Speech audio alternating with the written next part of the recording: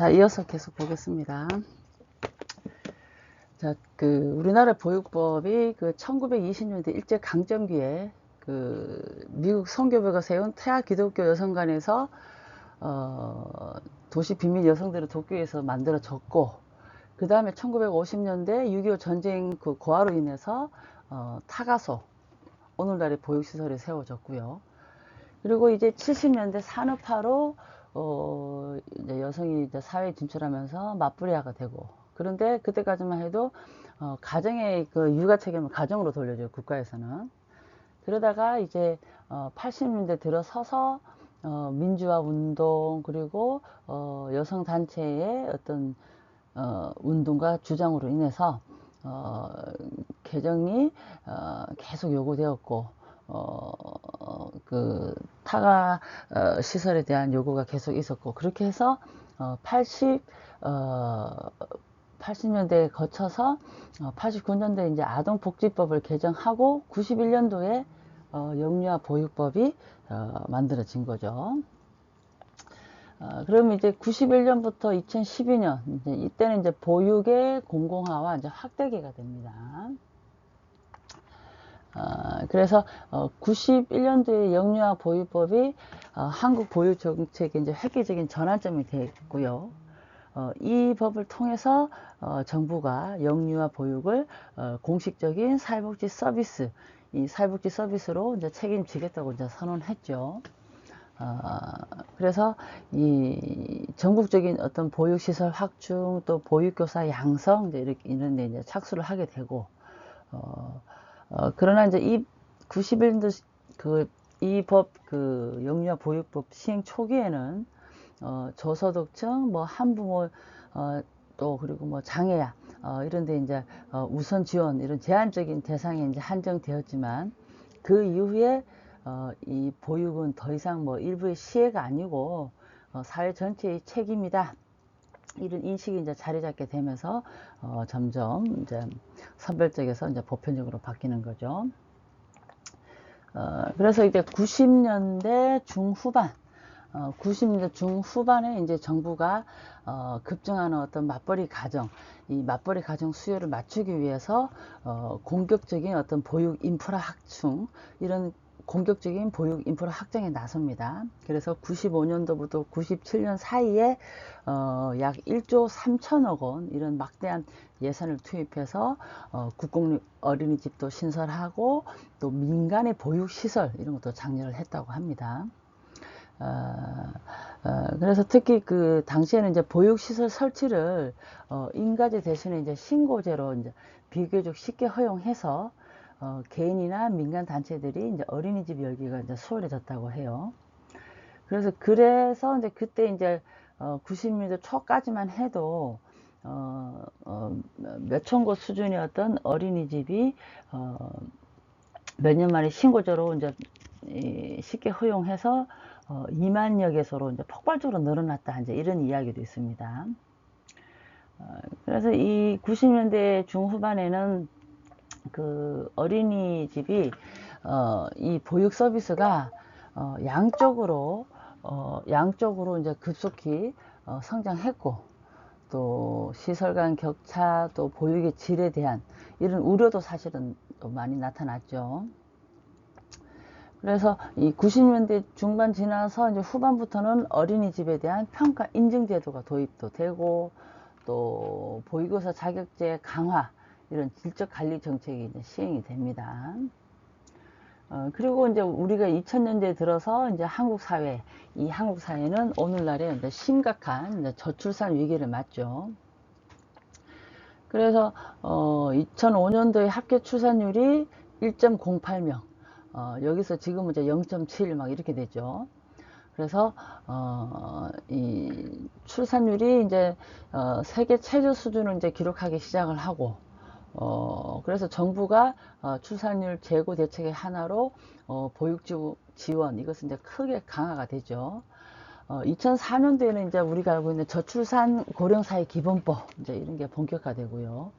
또 2006년경부터는 맞벌이 저소득층, 이런 맞벌이 저소득층 위주였던 보육료 지원을 이제는 보편적인 복지로 중상층까지 다 확대하고, 또 나중에는 소득에 관계없이 일정 수준의 보육료를 지원하는 방향, 이렇게 이제 전환까지 되었습니다.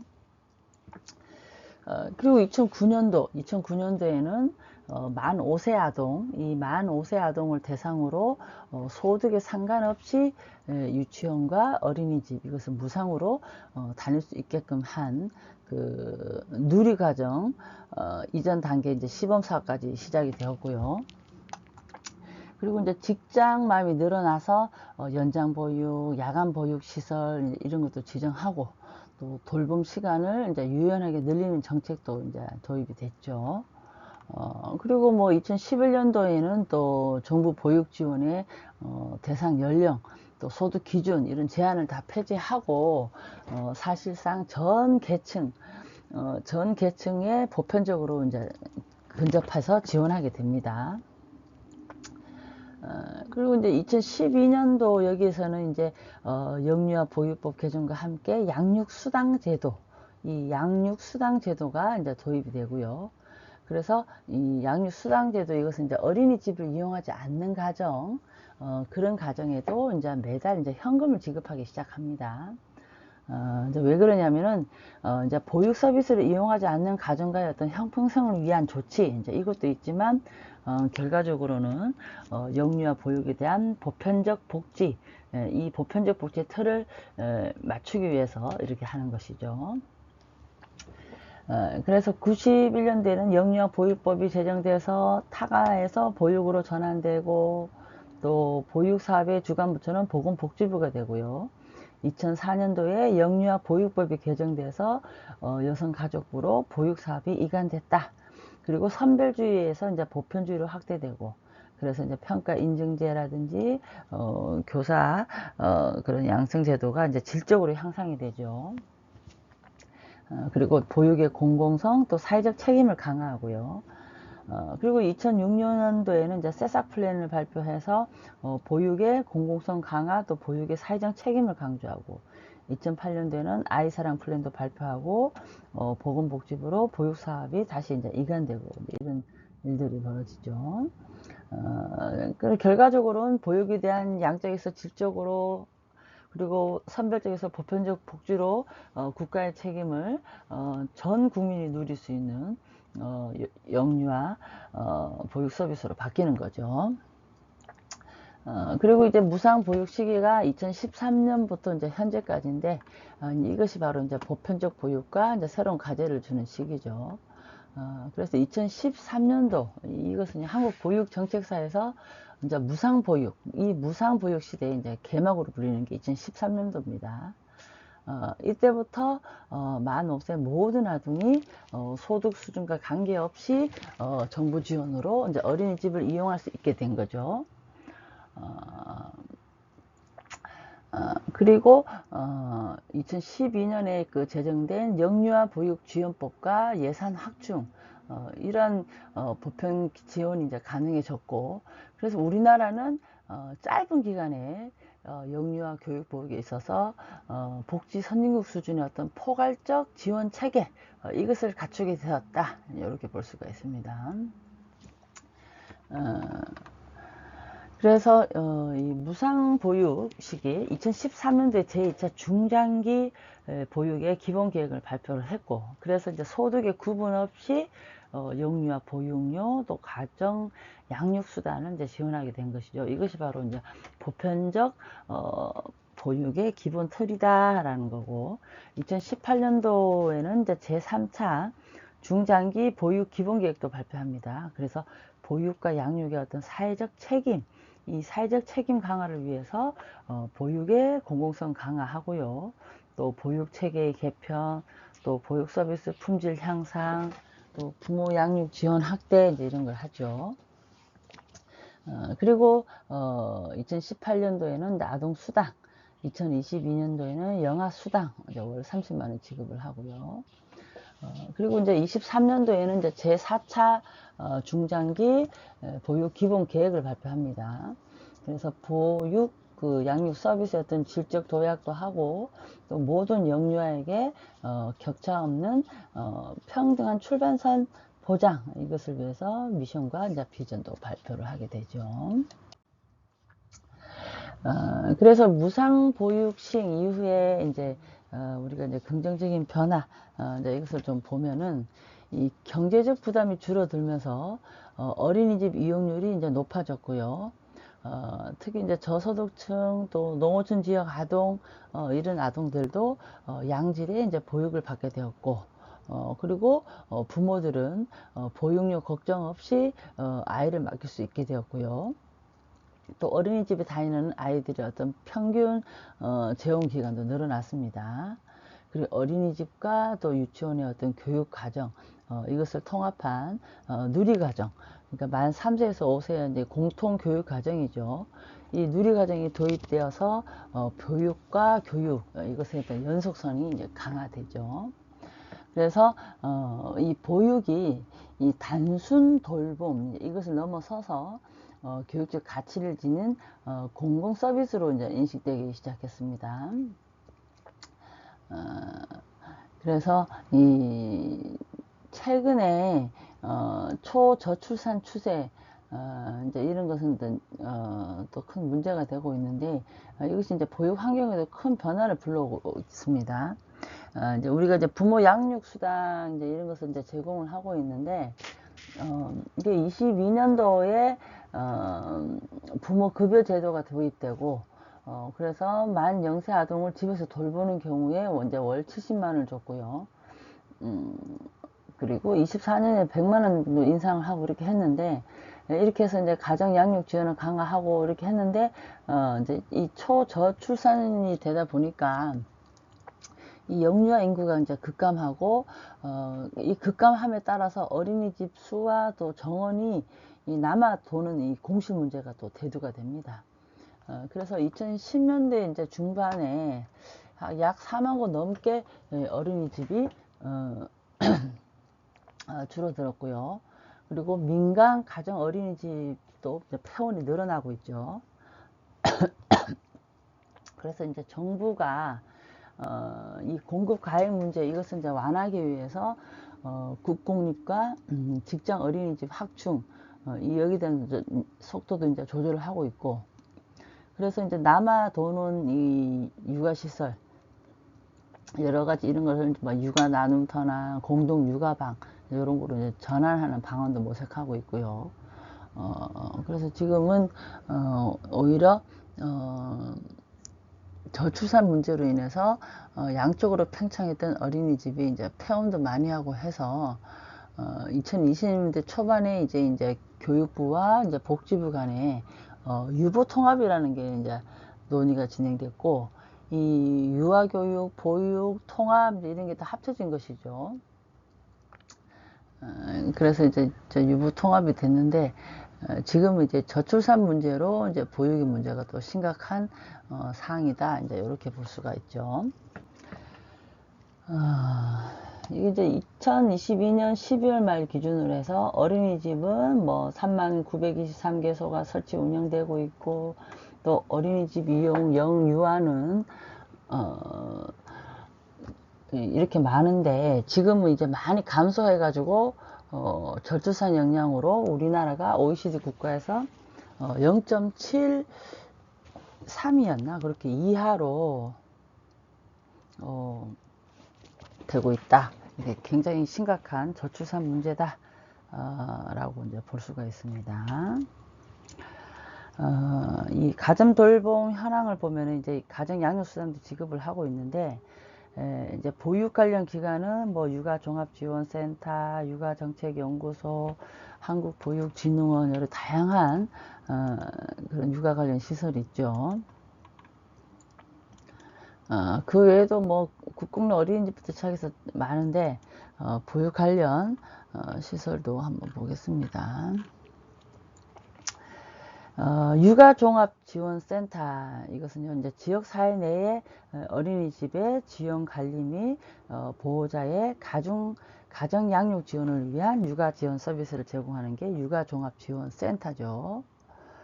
그리고 이제 육아정책연구소, 이것은 육아 관련 현안, 또 정책 방안, 또 육아 지원 프로그램 개발하고, 그리고 관련 주요 사항, 육아 정책 사항을 연구하는 데죠.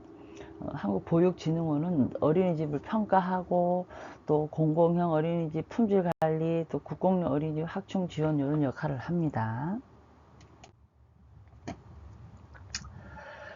이제 영유아 보육법에 따라서 국공립 어린이집, 사회복지법인 어린이집, 또 법인 및 단체 등 어린이집, 또 직장 어린이집, 가정 어린이집, 협동 어린이집, 민간 어린이집, 이제 여러 가지 이제 어린이집이 있죠. 그래서 이제 국공립 어린이집은 말 그대로 이제 국가 지방 자치단체가 이제 설치 운영하고, 그리고 저소득 밀집 지역, 또 농어촌 지역, 또 취약 지역, 산업단지 지역, 이제 이런 지역 중심으로 설치가 되고 있습니다. 그리고 사회복지법인 어린이집은 사회복지사업법에 따른 사회복지법인이 설치 운영하고 있고요. 법인 및 단체 어린이집, 이제 사회복지법인을 제외한 비영리 법인이나 단체 등이 설치 운영하고 있고요.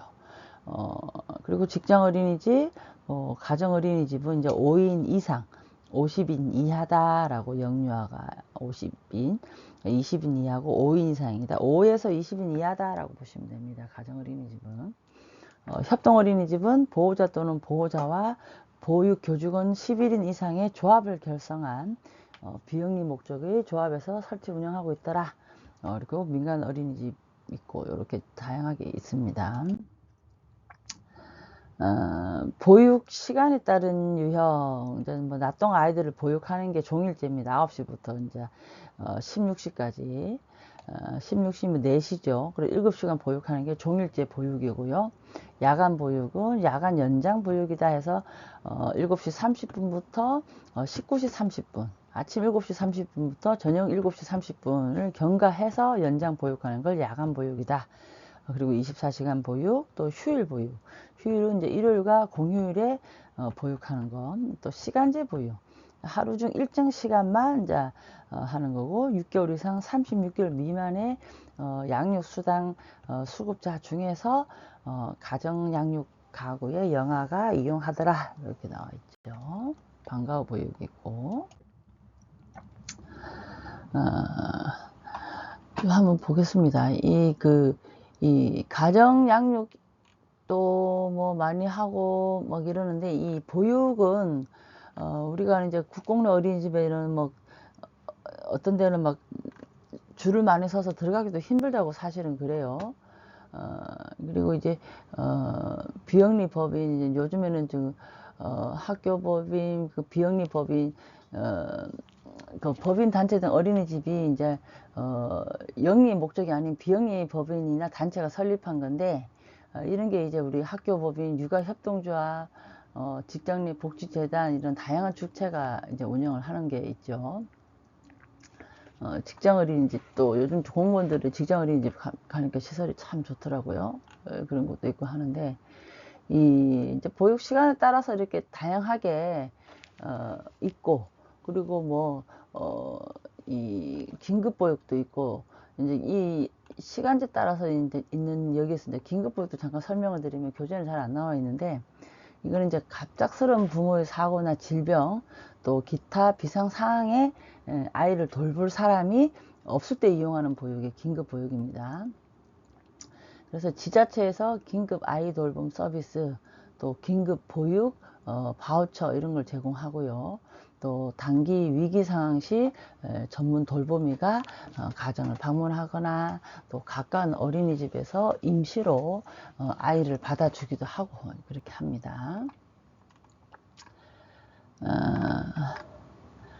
그리고 뭐 장애아 전문 어린이집도 있고, 장애아 통합 어린이집도 있고, 그래서 또 종교단체에서는 장애아 통합 어린이집 운영을 해서 장애에 대한 편견도 없애고, 같이 장애인, 비장애인이 같이 융합하도록 그렇게 교육을 하는데, 그런 시설도 굉장히 잘 되어 있고, 또 들어가기도 경쟁이 치열하다고 합니다. 그래서 이 장애아 통합 어린이집도 좀 제가 설명을 드리면, 교과에 다 나와 있지는 않아요. 제가 아는 부분도 설명을 드릴게요. 다 수록이 되지 않아서 그럽니다. 이 장애 아동과 비장애 아동이 이제 함께 어울려서 생활하도록 한 것이 이제 장애아 통합 어린이집인데요. 이것은 이제 일정 수 이상의 장애 아동, 이 장애 아동이 통합 어린이집에서 장애 전담 교사나 또 보조 인력을 추가로 지원받아서 통합 교육을 받는 것이고요.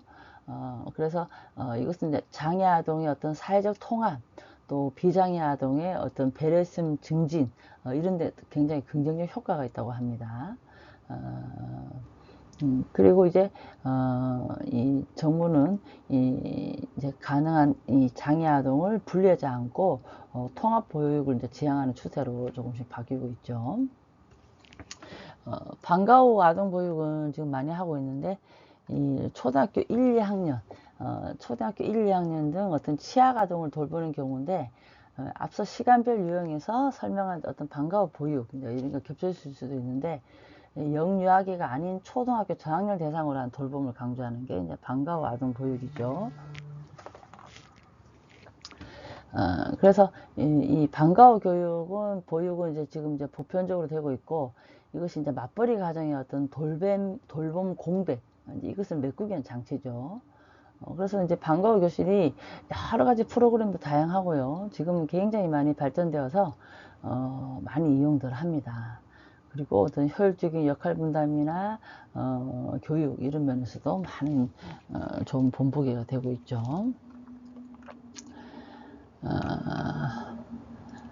자, 그 대상에 따른 유형은 이제 일반 아동, 장애가 없는 아동이겠죠. 특수 아동은 장애아 전문 어린이집, 미취아 장애아로 이제 상시 18명 이상이 보육하고 있고, 장애 통합 어린이집, 일반 어린이집에 장애아 통합 보육을 위해서 환경을 조성해서 운영하고 있고, 종교단체에서 많이 운영합니다.